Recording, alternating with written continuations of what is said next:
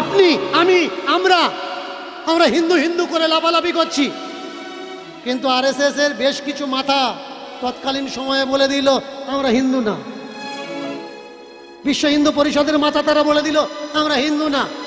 আমাদের সংসদে, আমাদের রাজ্যের যারা বড় বড় তা বড় নেতা আছে, এই নিয়ে চর্চা হচ্ছে আমরা হিন্দু না।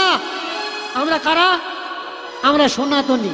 তাহলে আমরা যদি সনাতনী হলাম, এই রাষ্ট্র তো সনাতনী রাষ্ট্র হওয়ার দরকার। হিন্দু রাষ্ট্র কেন? যিনি দয়ানন্দ সরস্বতী, তিনি বলছেন আমরা হিন্দু নই। সত্যার্থ প্রকাশ করে নেবেন যে আমরা কারা, আমরা হিন্দু নাকি আমরা আর্য। আর্য বলে যদি নিজেদের দাবি করি, আমরা আর্য নয়। আর্যের দুটো পেহলু, একটা ব্রাহ্মণ, একটা ক্ষত্রিয়। এর জন্য জানা লাগবে দুনিয়াতে সব থেকে বেশি সর্বনাশ কিসের দ্বারা হচ্ছে, দুনিয়াতে হিংসা কিসের দ্বারা হচ্ছে, দুনিয়াতে খুন মার্ডার বেশি কিসের দ্বারা হচ্ছে? এই ধর্মের দ্বারা। ধর্ম যদি শান্তি হলো, তাহলে সেই ধর্ম অশান্তিতে পরিবর্তন কারা করলো? কিছু অন্ধকারে থাকা স্বস্বার্থ কুবুদ্ধি মানুষ, তারা ধর্মের দোহাই দিয়ে মানুষ খুন করাচ্ছে। তাই তো ছোট ছোট বাচ্চারা আল্লাহু আকবার বলে মানুষকে গুলি করছে। তাই তো ছোট ছোট বাচ্চারা রাস্তায় দাঁড়িয়ে বলছে জয় শ্রীরাম বল, না হলে তোর মাথা থাকবে না। ভাই রাম বলুক বা না বলুক সেটা তার ব্যক্তিগত ব্যাপার, তোমার অসুবিধে কি? তুমি বলছো রাম আমাদের পূর্বজ, রাম আমাদের পিতা, রাম আমাদের পরম ব্রহ্ম। প্রমাণ কি? রাম সেতু। তাহলে রামের সব থেকে প্রমাণ যদি রাম সেতু হলো,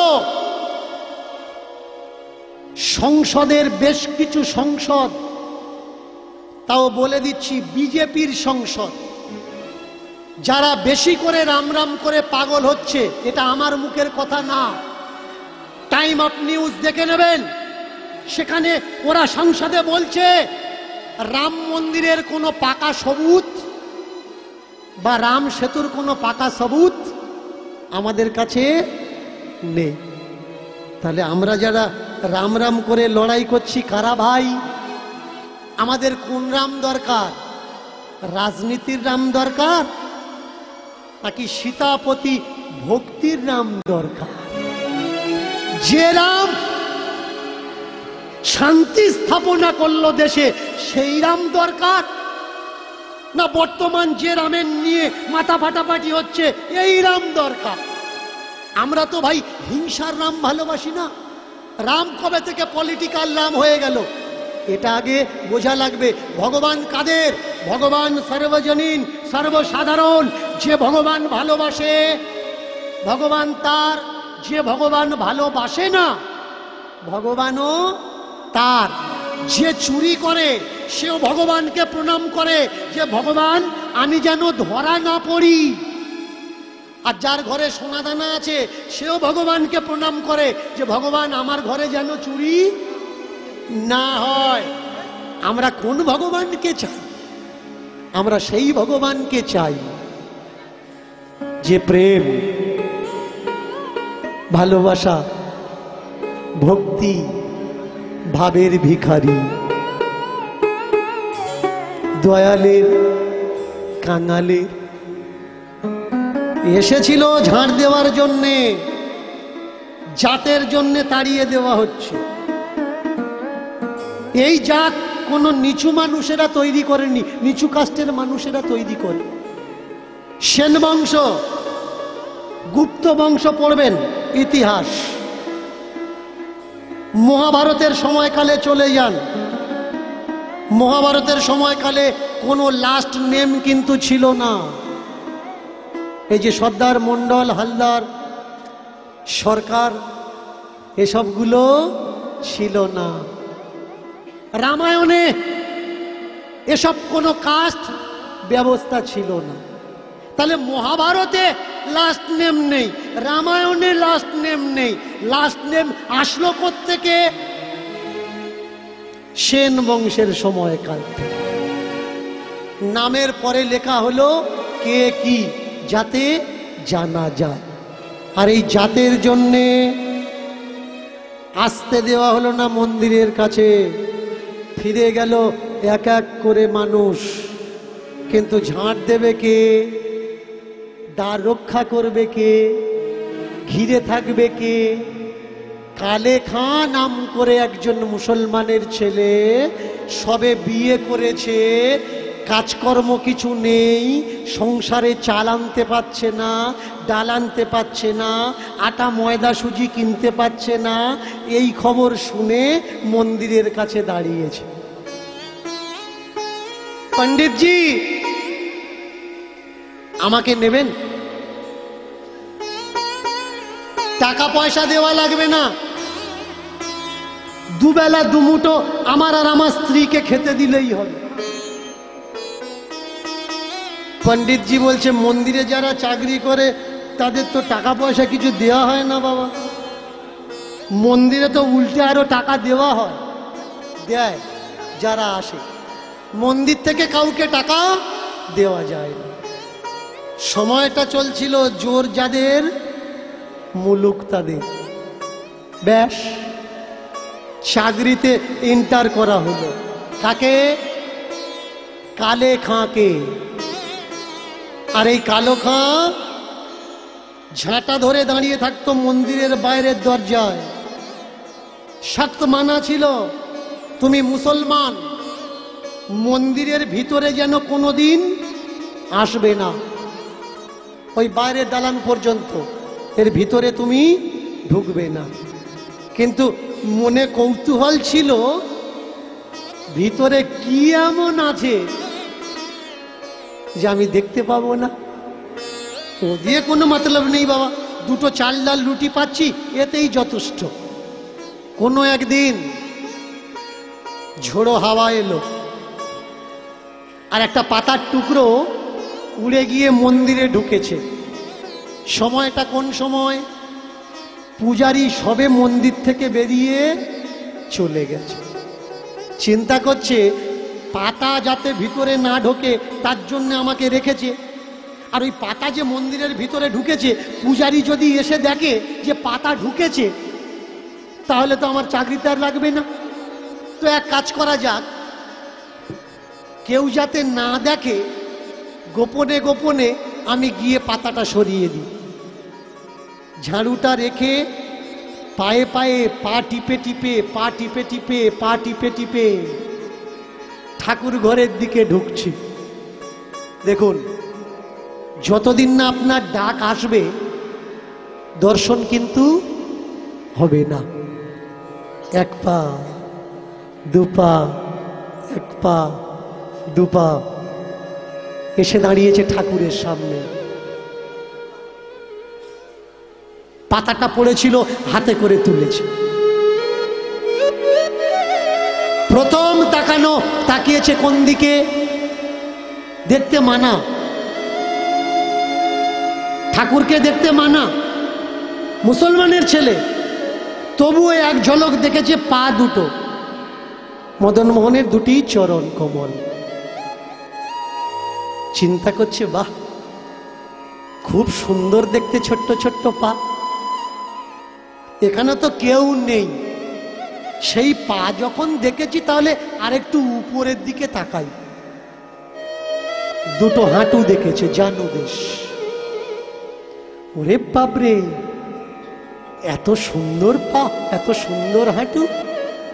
সেই যখন হাঁটু পর্যন্ত দেখলাম, আরেকটু উপরে কোমরটা দেখি, কোটি দিশের দিকে তাকিয়েছে।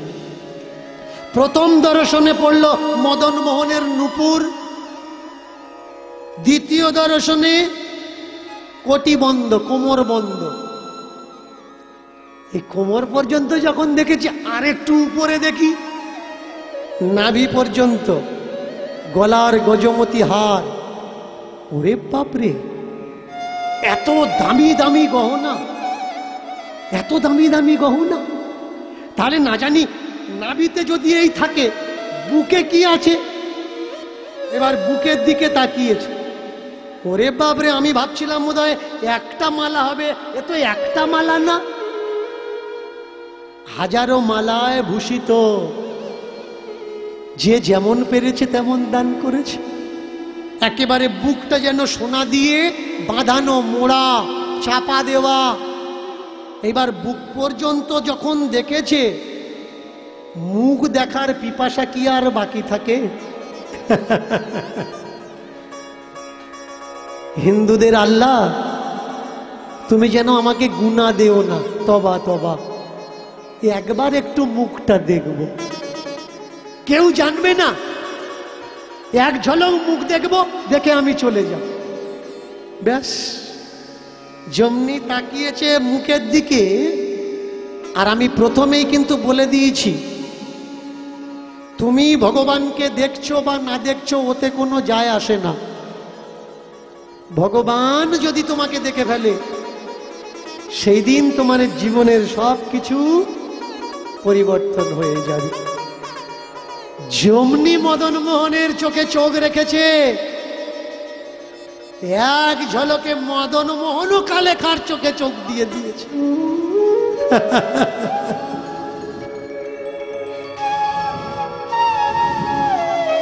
এই জায়গায় কে কাকে দেখলো? মদন মোহন কালেখাকে দেখলো, নাকি কালেখা মদন মোহনকে দেখলো?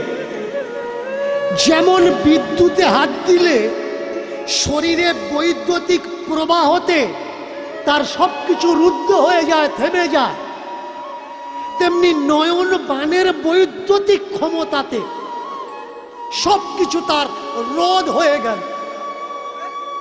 একটু আগে যার দেখার ইচ্ছা হচ্ছিল, সেই ইচ্ছাও এখন তার সমাপ্তি হয়ে গেল।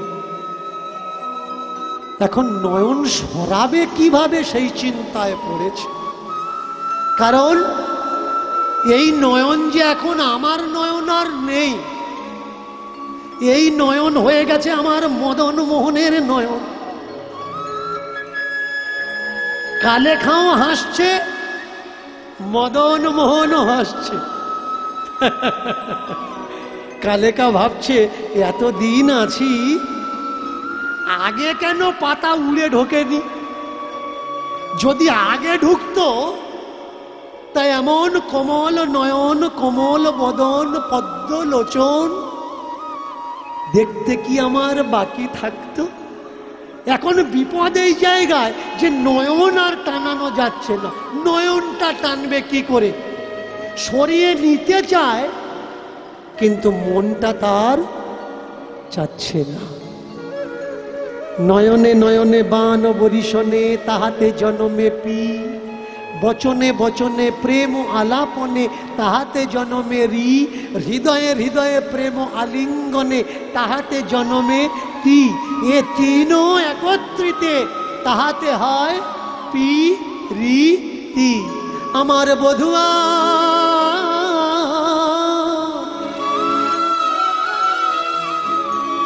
নয়নে নয়ন রাখি, নয়নে নয়ন রাখি, আমার নয়নে নয়নে রাখি, নয়নে নয়নে রাখি, আমার বধুয়া নয়নে নয়ন রাখি, নয়নে নয়ন রাখি, আমার বধুয়া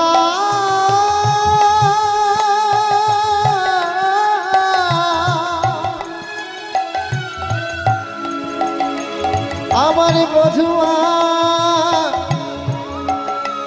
বধুয়া বধুয়া,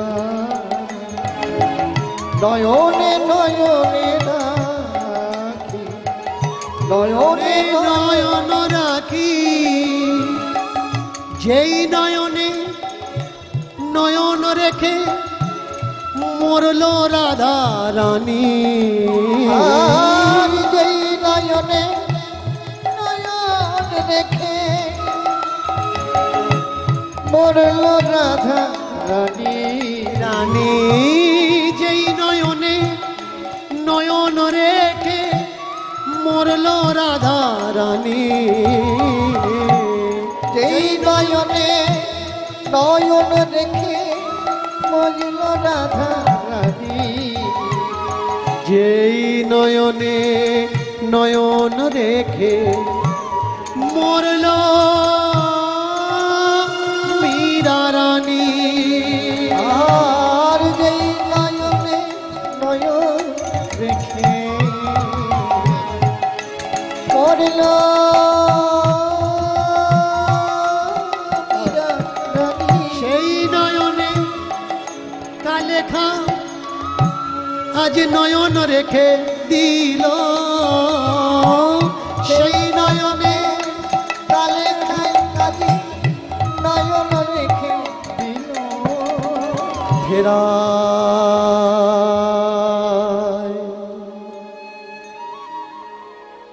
কিভাবে নয়ন ফেরায় মানে না দুটি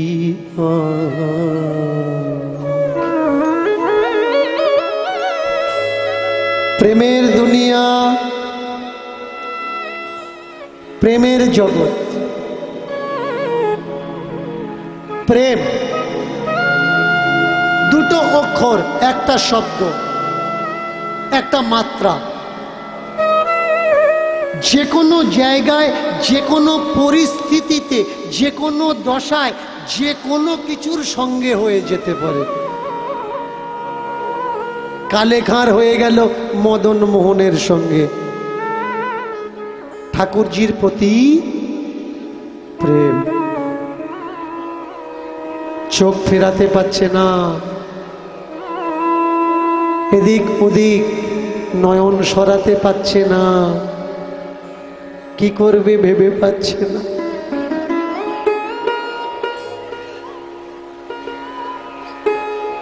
আস্তে আস্তে আস্তে একেই বলে শুদ্ধতা। হায় হায় হায় হায় হায়, একটু আগে যে দেখার ইচ্ছা করছিল, এখন সে চোখ সরানোর চিন্তা করছে।